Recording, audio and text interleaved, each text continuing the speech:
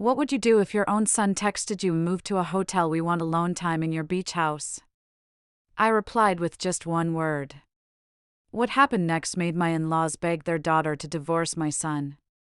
This is my story of the ultimate comeback. Welcome to Maee's Stories, where real-life drama meets unforgettable lessons. I'm sharing stories that will make you think, feel, and maybe even reconsider who deserves a seat at your table. Before we dive into today's incredible story, if you enjoy content like this, please hit that like button, subscribe to the channel, and drop a comment telling me where you're watching from. It truly warms my heart to know how far these stories travel. Now, let's get into it. The midday sun in the low country doesn't just warm you, it transforms you. It burns away everything unnecessary, leaving only what matters: scorched stone, the scent of dry Spanish moss, and the deafening chorus of cicadas that throbs in your temples by evening. But today, standing on the terrace of Indigo Point, my beach house, the heat felt different. The air was thick, not from humidity, but from the icy silence hanging over the dining table. I stood at the kitchen island, slicing watermelon, my back to my guests. This was my kitchen. I had drafted the blueprint myself 20 years ago. I knew why the window faced southwest to catch sunset rays without the brutal midday heat. I remembered choosing these Italian tiles, the color of baked milk, arguing with contractors about countertop heights. Every inch of this house was an extension of me, my will, my labor. But today, I felt like a ghost here. A disembodied spirit whose only task was to serve, clean, and disappear. At the large table on the terrace, under a pergola draped in wisteria, sat the masters of my fate, or so they thought. My son Sterling hunched over his plate, avoiding my gaze. Across from him sat Thaddeus and Zenobia Vance, my daughter-in-law's parents, eating the red snapper I'd prepared with expressions suggesting they were doing the fish a favor. Zenobia, dripping in massive gold jewelry that looked absurd against the casual beach setting, pushed her plate away with disdain. "The fish is a little dry," she announced to no one in particular. That restaurant in Savannah? The snapper was much more tender there. But the loudest voice belonged to Karis, my daughter-in-law. She sat at the head of my table, pouring wine like she owned the place. Her white dress accentuated her glowing skin, but did nothing to hide the predatory expression on her face. "Mom, Dad, you have no idea what plans we have," she chirped, her voice grating like metal on glass. "Sterling and I decided this wall here is completely unnecessary. We're tearing it down, putting in floor-to-ceiling glass. And this garden?" She waved her wineglass carelessly toward my rose bushes, which I'd nurtured for years. "Too old-fashioned. We need minimalism: concrete, glass, manicured lawn." "Right, Sterling?" Sterling flinched and nodded hurriedly. "Yes, babe. Whatever you say." I froze with the platter of watermelon.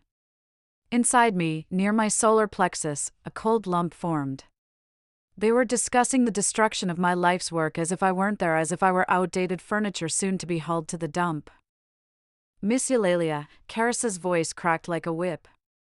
"We're out of wine. Bring another bottle from the fridge.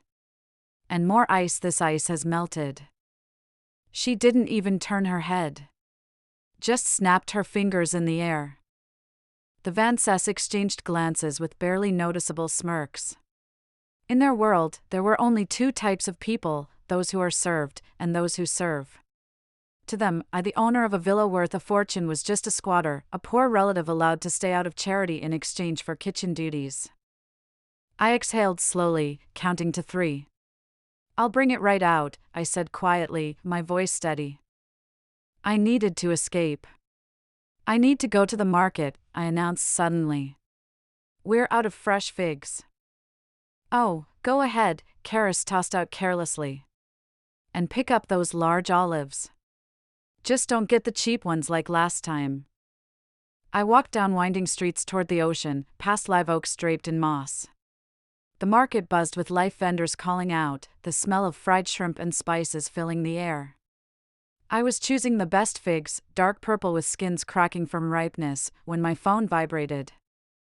A message from Sterling. My heart skipped. Maybe he felt ashamed. Maybe he wanted to apologize. I opened the chat. The letters danced before my eyes, but the meaning hit me instantly like a punch to the gut. Mom, we know this is your beach house, but Karis's parents feel uncomfortable. We want to be alone with them to discuss family business. Please move to a hotel until the end of the week. We'll pay for the room. I froze in the middle of the market square. People flowed around me, but I didn't hear them. The world had gone on mute. Your beach house. That's what he called my home, my sanctuary. Move to a hotel. I reread the message. The tears that had been rising for the last 2 hours suddenly vanished, evaporated like water on hot iron. Instead of resentment, instead of the bitterness of an abandoned mother, something else arrived, cold, crystal clear understanding. I saw the structure of their lies. I saw the rot in the load-bearing pillars of our relationship. For years, I'd closed my eyes to the cracks, patched them with my love, my money, my patience. But now the building had collapsed, and I had no intention of standing in the ruins. I didn't call and scream. I didn't write long tirades about conscience and gratitude. I felt like a surgeon picking up a scalpel to cut out gangrene. I typed one word, understood, and pressed send. Then I didn't open a hotel booking app. I opened my contacts and scrolled to a name I hadn't dialed in 3 years but kept just in case, Desmond, luxury real estate agent. Hello, Ms. Eulalia, the voice answered, surprised. To what do I owe the pleasure? Hello, Desmond, I said, my voice hard as granite. Are you still looking for buyers for prime waterfront property? Always, Eulalia. Always. Why? Is one of the neighbors selling? No, I answered, looking at the sparkling sea in the distance. I am. Indigo Point. You're joking. And I need a buyer today. Right now. I threw the bag of figs into the nearest trash can. The sweet fruits hit the bottom with a dull thud. That sound became the period at the end of my past life. An hour later, I stood in Desmond's office, signing papers. He had a buyer, Titus the Titan Banks, a developer from Atlanta with crazy money and a temper like a powder keg. He'd been eyeing my property for a long time. But before returning to the house, I made one stop. I walked into an expensive boutique and chose a silk scarf emerald green with gold thread, noble and severe. I tied it around my neck the way I used to when defending architectural projects in my youth. Then oversized tortoiseshell sunglasses. They hid the fatigue in my eyes and gave my face an expression of impenetrable mystery. I wasn't returning as a victim. I was returning as the master of the situation. 30 minutes later, I arrived at the gates with Desmond and Titus, a mountain of a man in a sand-colored linen suit. Good afternoon, gentlemen, I said, not removing my sunglasses. The tour will be short. From the terrace came the clinking of glasses and Karis's loud laughter. They were celebrating, drinking my wine, confident they'd kicked me out. I turned to the men. I have one condition before we go in. There are unauthorized persons in the house right now. They don't know about the sale and believe they have a right to be there. I need you to play along. You are not just a buyer, you are the new owner who tolerates no objections. Titus spread into a wide, predatory grin. Kicking out squatters? I love that even more than buying houses. Lead the way, Miss Eulalia. Let's put on a show. I threw open the glass terrace doors. The festive hum died instantly. Sterling froze with his glass raised, mouth open. Karis slowly slid off her husband's lap. The Vances stared at me as if a stray dog had burst into their banquet. But I didn't look like a stray dog. I stood straight, in dark glasses and silk scarf, with 2 men in expensive suits behind me. Mom, Sterling recovered first, voice trembling. Mom, you came back.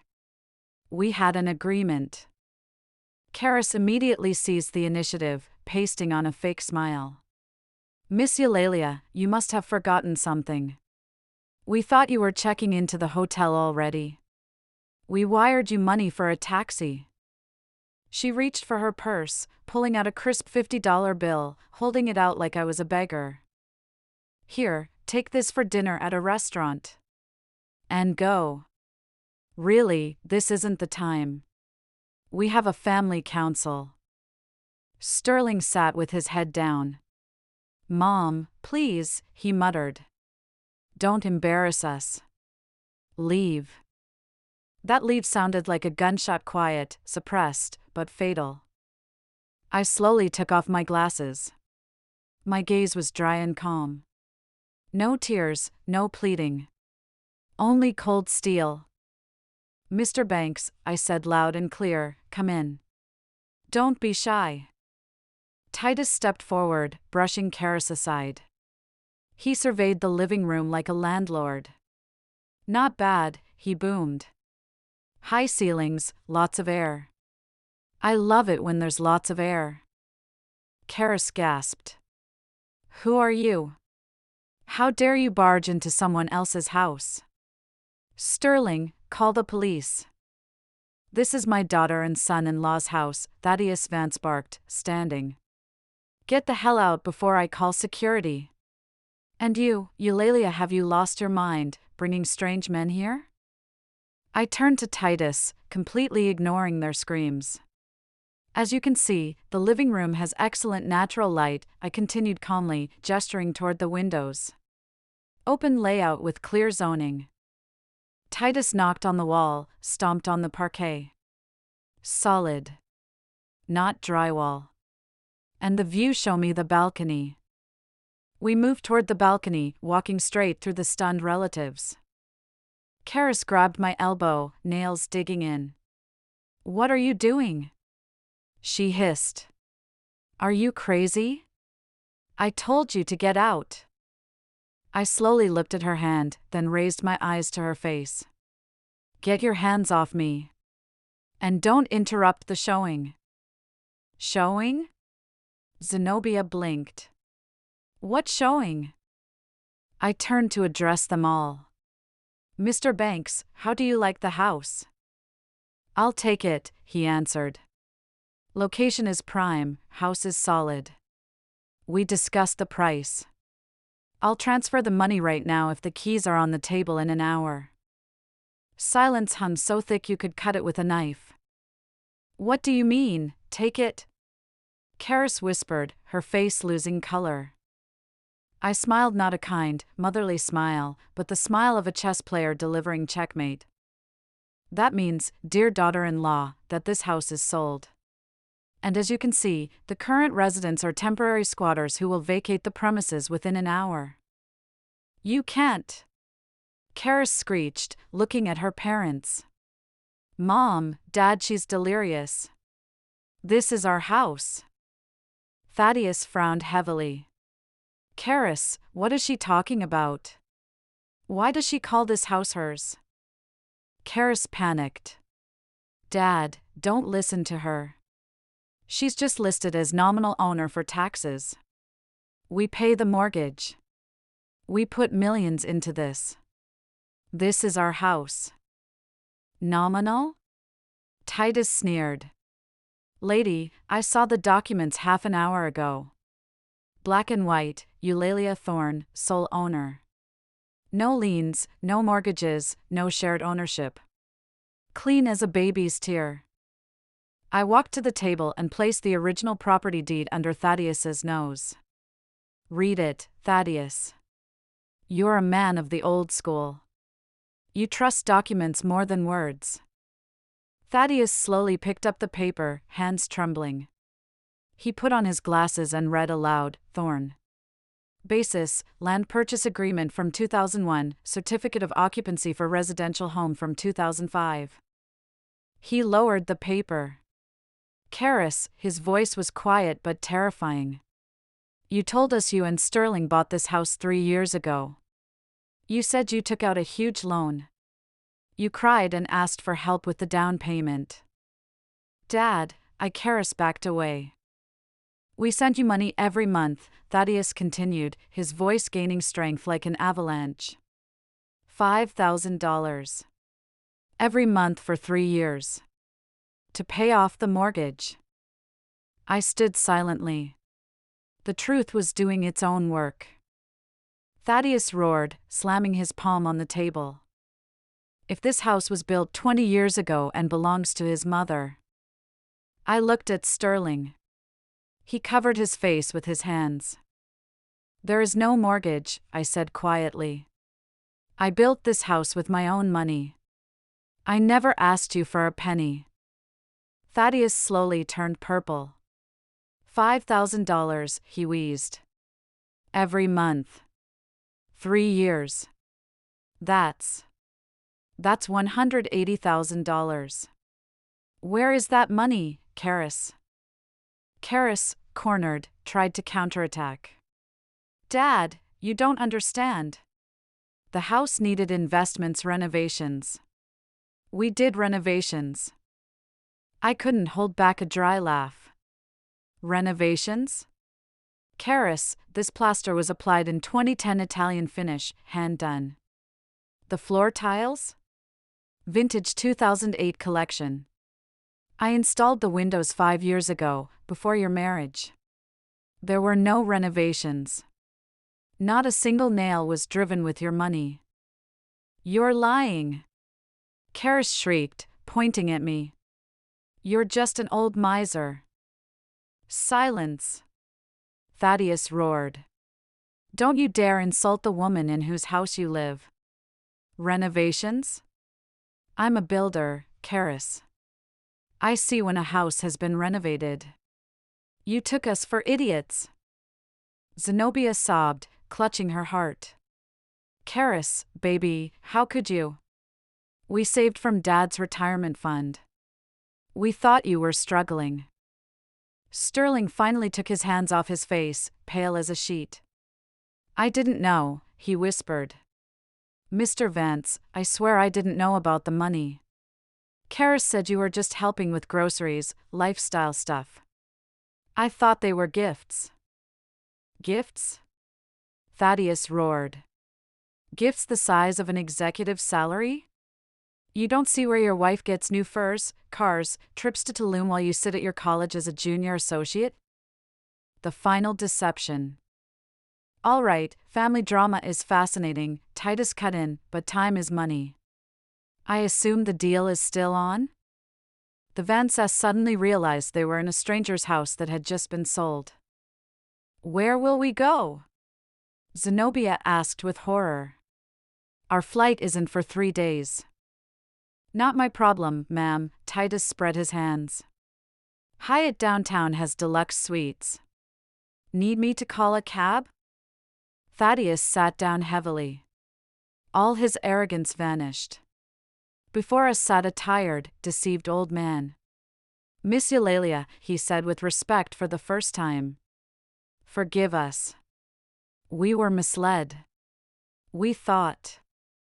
You thought I was a poor relative living off your successful daughter, I finished harshly. You thought you were feeding me, not me providing you shelter. You believed whoever pays the piper calls the tune. But you weren't paying me. You were paying for lies. Thaddeus nodded, acknowledging every word. You're right. We're at fault. We'll pack our things right now. But Karis wasn't giving up. She saw she was losing control. She needed a trump card, the last, most powerful card. She straightened up, wiped her tears, and looked at us all with a triumphant smile. You can't kick me out, she said quietly but distinctly. And you, Sterling, aren't going anywhere. And you, Dad, won't leave me. Why is that? Titus asked, crossing his arms. Karis placed a hand on her flat stomach. Because I'm pregnant. You're going to have a grandson, an heir. You won't throw a pregnant woman onto the street. Silence hung again. Pregnant? Sterling whispered, hope flaring in his eyes. Karis, is it true? Zenobia gasped. Thaddeus froze. I looked at Karis, at her pose, at her darting eyes, and I knew. I just knew.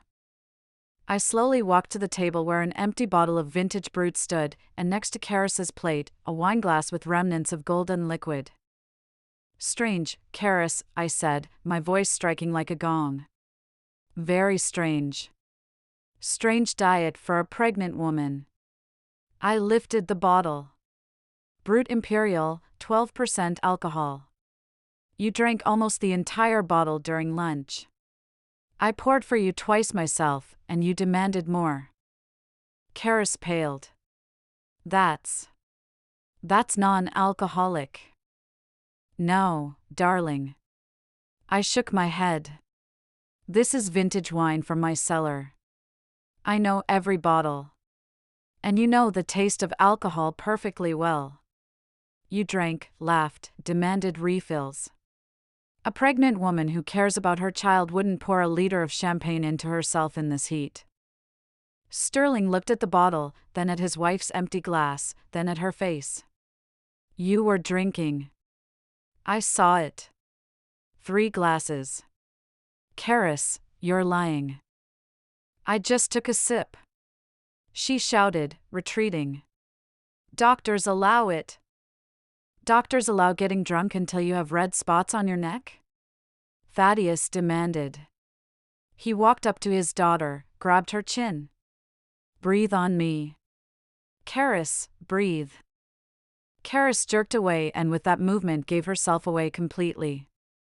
You're not pregnant, Thaddeus said with disgust. You're just a lying wretch willing to speculate even on an unborn child to save your own skin. It was a mistake, Karis sobbed. I thought I was pregnant. I was late. Enough. Thaddeus cut her off. He turned to Sterling.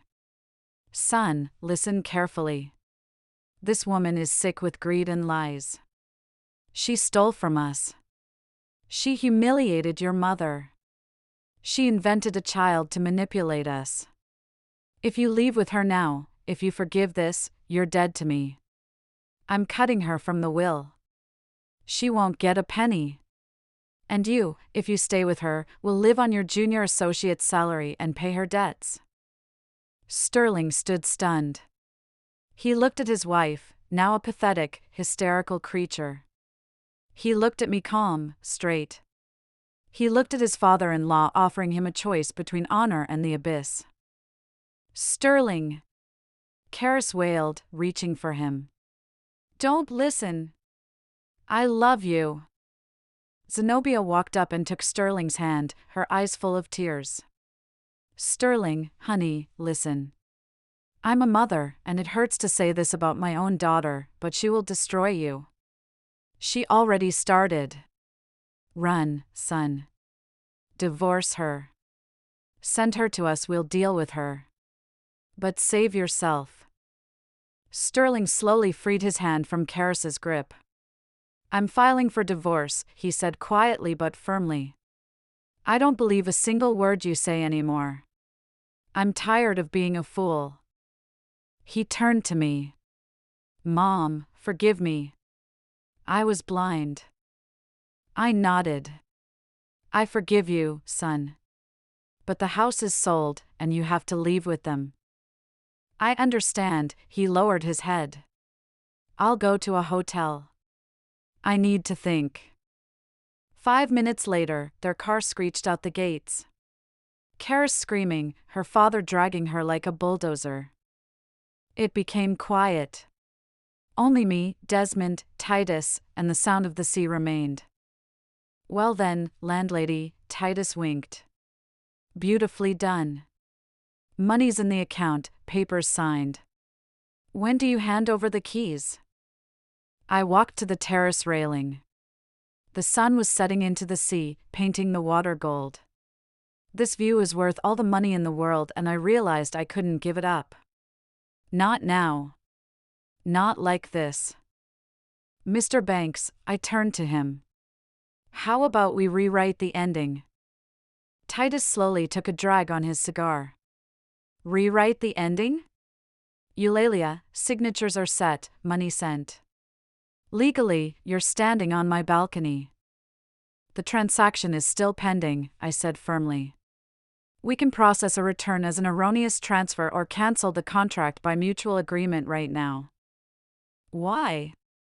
Titus leaned over me. You got a great price.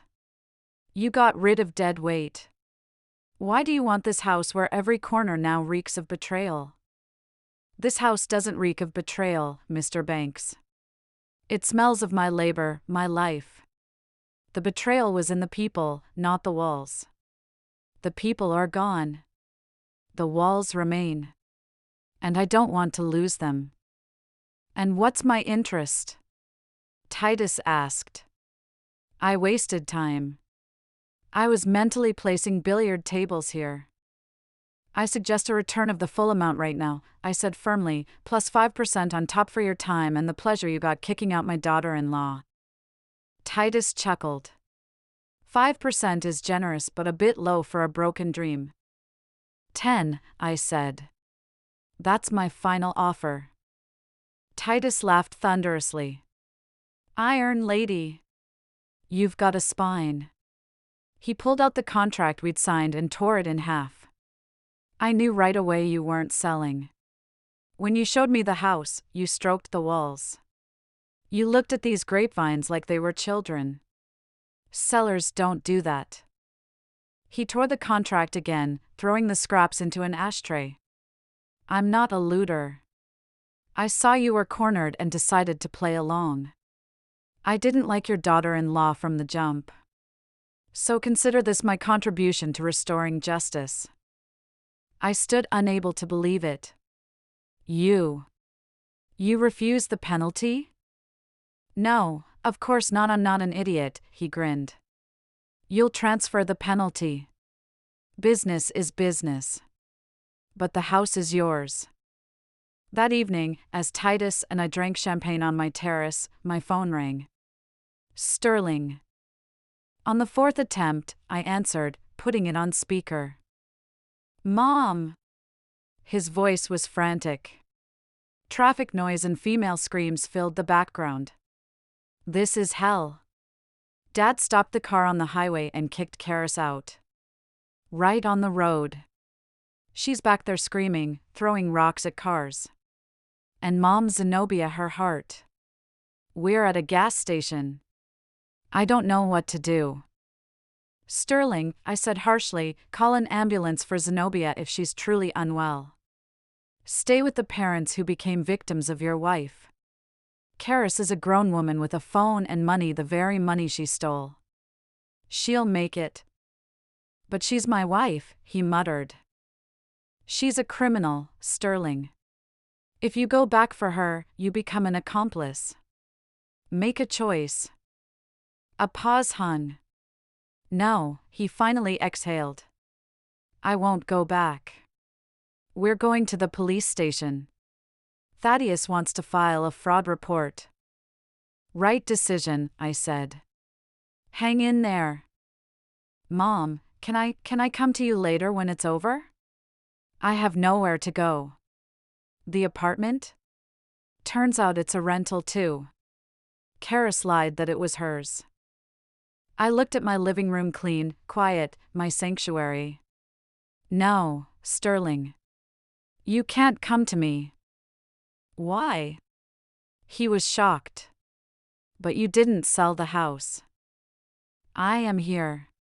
But my house is currently under quarantine from stupidity, from weakness, from other people's problems. You're 35. Get a hotel room. Figure out your life yourself. Without Mom's advice, without Mom's soup, without Mom's roof. Only then will you become a man. Mom, you're abandoning me. I'm letting you go, I corrected. Those are different things. Call me in a month when you have a divorce decree and a plan for your life. I pressed end call before he could reply. Titus slowly clapped. Bravo. That was stronger than selling the house, refusing your own son when he's on his knees. That takes nerves of steel. That takes love, I objected. Sometimes love isn't letting them lean on you, but letting them stand up themselves. If I hand him a crutch now, he'll stay lame for life. The next morning, as I packed for Rome, Titus appeared at my gate with a basket of white roses and a proposal. "I fell in love with this place and your garden," he said. "I propose a deal. I rent Indigo Point from you for the whole summer for very good money, but with one condition: you allow me to send you photos of the roses so you can consult me on how not to kill them. I'm a total zero in gardening." It was perfect. The house would be looked after, flowers watered, and I'd have extra funds for travel and a guarantee of security. "I agree," I said. An hour later, I sat in a taxi, watching the house recede, the sea sparkling in the distance. My phone pinged a message from Sterling. "Mom, I filed the report. Karis was detained. Her dad is furious. I rented a room, looking for a job. Forgive me. I'll handle it." I smiled and typed, "I believe in you. See you in a month. I'll bring you an Italian tie. Love you." Then I blocked Karis's number. Forever. I leaned back in the seat and looked at the road running into the distance. Ahead was the airport. Ahead was Rome. Ahead was a life that belonged only to me. I closed my eyes and, for the first time in many years, heard not the noise of others' demands, but the music of my own soul. The silence was magnificent. And that's how one text message became the catalyst for the most empowering decision of my life. Sometimes the greatest act of love is letting go not just of toxic people, but of the version of yourself that accepts less than you deserve. What would you have done in my shoes? Drop your thoughts in the comments below. I read every single one. If this story resonated with you, please give it a thumbs up and subscribe to Maee's Stories for more incredible real-life tales. Hit that notification bell so you never miss an upload. Remember, your boundaries aren't walls, they're the foundation of your self-respect. Stand tall, stand firm, and never apologize for protecting your peace. Until next time, take care of yourself. You deserve it. This is Maee's Stories, signing off.